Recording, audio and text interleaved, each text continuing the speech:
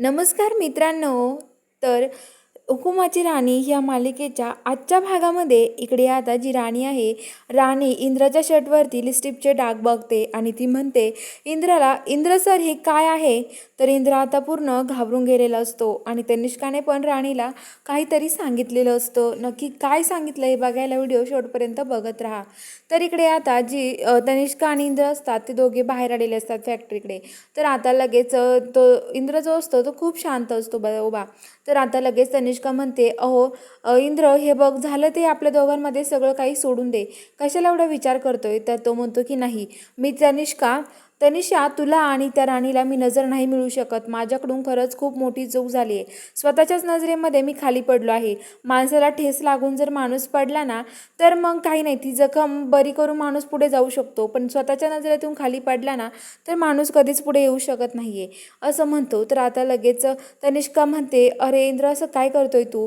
समजून घे ना, झालं गेलं ते सगळं विसरून जा, असं म्हणतं. तर इकडे आता इंद्र घरी येतो. घरी आल्यावरती तो खूपच शांत असतो. तो तिथे त्याचं जॉकेट वगैरे काढून ठेवतो आणि आरशासमोर जातो आणि म्हणतो की खरंच माझ्याकडून एवढी मोठी चूक कशी होऊ शकते? आणि आता लगेच तो तिथे जातो आणि आता तो एकटाच रडत बसतो आणि ती राणीची बाहुली तो घेतो आणि म्हणतो की राणी, माझीकडून चूक झाली. हे सगळं मी नाही केलं, मुद्दामून नाही केलं.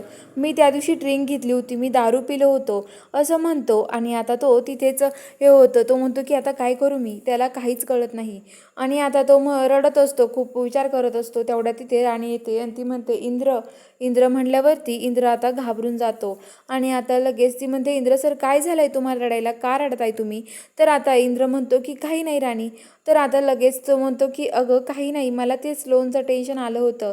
तर राणी म्हणते, हे बघा मी तुमची बायको आहे ना, मग काय एवढं झालं मला पण सांगत जा ना. अहो तुमचं मन माझ्याजवळ हलकं नाही करणार तुम्ही तर कुठं करताल?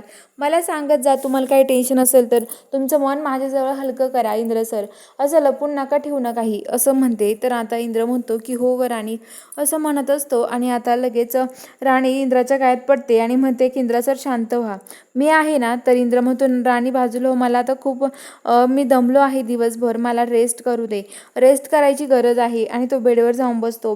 तर इकडे आता जी तनिष्का आणि विक्रांत असतात ते दोघं ड्रिंक पीत बसलेले असतात आणि आता लगेच जी तनिष्का असते ती म्हणते की मला काही नकोय, मला फक्त इंद्र हवाय आणि मी जशी त्या इंद्राच्या खोलीत त्या दिवशी घुसले तशीच मला इंद्राच्या आता आयुष्यात घुसायचंय. तर आता तो म्हणतो की विक्रांत, की तुझ्याकडे चान्स होता ग तनिष्का, तू जेव्हा फॅक्टरीचं हे केलं ना तेव्हाच तू घुसू शकत होती माडिकांच्या घरात. तर ती म्हणते की नाही, माझं ठरलेलं असतं कधी काय करायचं आणि कधी काय नाही.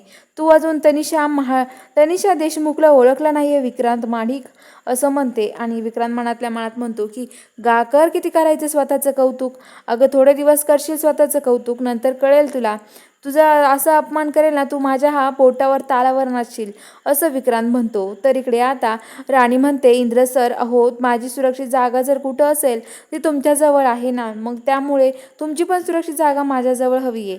त्यामुळे आपण दोघांनी हे सगळं काही एक विचार केला पाहिजे, एकमेकांना सांगितलं पाहिजे मनातलं, असं बोलत असते. तर चला बघूया आता पुढील भागात काय ट्विस्ट असणार आहे. बघायला चॅनलला सबस्क्राईब करा.